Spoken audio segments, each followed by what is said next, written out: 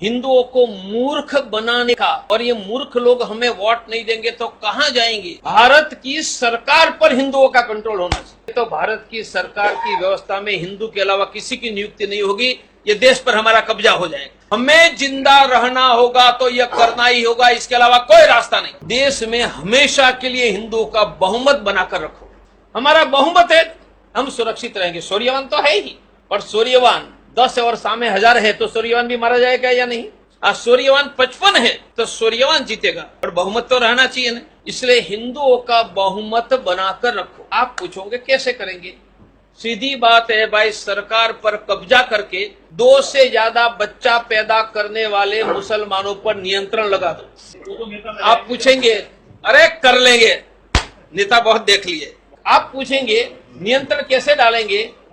2 से ज्यादा बच्चा पैदा करेंगे, उसको रेशन का अन्न नहीं मिलेगा, उनके बच्चे को सरकारी स्कूल हॉस्पिटल में मुफ्त में सेवा नहीं मिलेगी, उनको बैंकों से लोन नहीं मिलेगी, सरकारी नौकरी नहीं मिलेगी, चुनाव लड़ने नहीं दिया जाएगा, उसको मताधिकार छीन लिया जाएगा। बोलो सब कंट्रोल में आ जाएंगे या नहीं?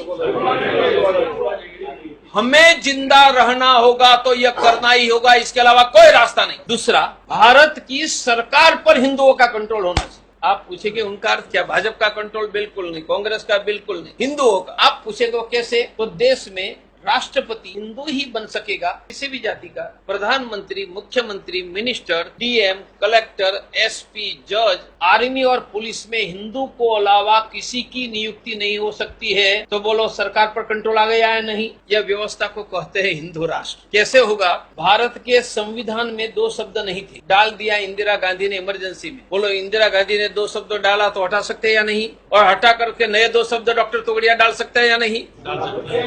तो कौन से 2 शब्द है? Secular, social. ये कभी नहीं थे हमारे संविधान। India is a secular social country, ये उन्होंने डाला। हम सेक्युलर सोशल हटा देंगे, नए 2 शब्द डालेंगे। वह शब्द है हिंदू रिपब्लिक। यह करेंगे तो भारत की सरकार की व्यवस्था में हिंदू के अलावा किसी की नियुक्ति नहीं होगी।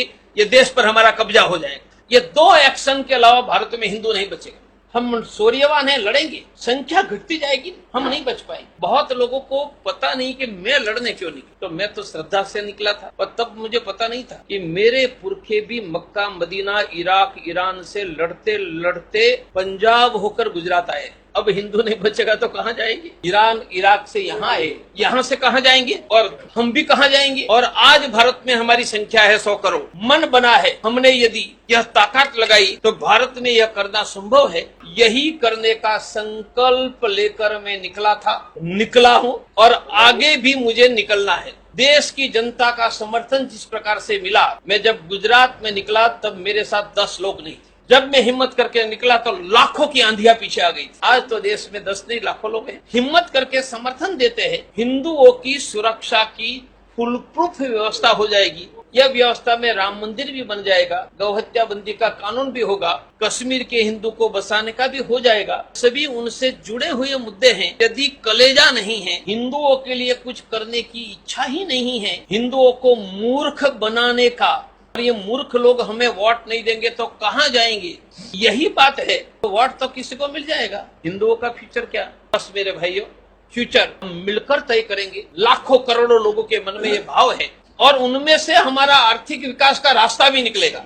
जनसंख्या का नियंत्रण करोगे तो रोजगार भी मिलेगा, जनसंख्या का नियंत्रण करोगे तो शिक्षा में भी मदद मिलेगी। वरना टैक्स हम भरते रहेंगे, वह बच्चा पैदा करते रहेंगे, ना हमें रोजगार मिलेगा, ना हमें शिक्षा में मदद मिलेगी। हमें शिक्षा, रोजगार और आर्थिक समृद्धि प्राप्त करनी है तो देश की जनसंख्या का नियंत्रण करवाओ। और हिंदुओं ने तो नियंत्रण कर लिया है, नहीं हो रहा है वहाँ, उनसे हिंदू भी बचेगा, हमारी आर्थिक समृद्धि बचेगी। मेरे भाइयों, वीरों के पुत्र को, क्योंकि कायर थे वहाँ चले गए, और वीरों के वंशज हम यहाँ खड़े हैं, वो मौन रखकर घर में बैठे रहेंगे तो हम मारे जाएंगे। और हिम्मत करके हमारे साथ निकलोगे तो हिंदू जाति को विजेता बनाकर 500,000 वर्षों के बाद हमारा वंशजों का नाम लेने की कोई हिम्मत न करे, ऐसा समर्थ भारत में ये देश में खड़ा कर ले। ये करने के लिए आप सबका सहयोग चाहिए। क्या हुआ, किसने क्या किया, उसमें मेरी कोई रुचि नहीं है। इतिहास में अनेक घटनाएं होती है, अप्स भी आता है, डाउन्स भी आता है, आगे पीछे होता है, हो गया। हम आगे क्या करेंगे?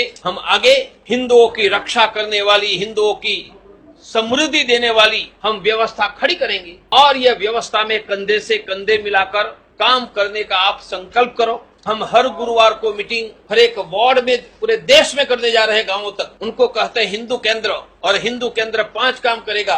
हिंदू केंद्र घरों घरों में थैली बांटकर कहेंगे एक मुट्ठी अनाज डालो, और एकादशी के दिन एकत्रित करके गरीब हिंदुओं को अनाज देगा।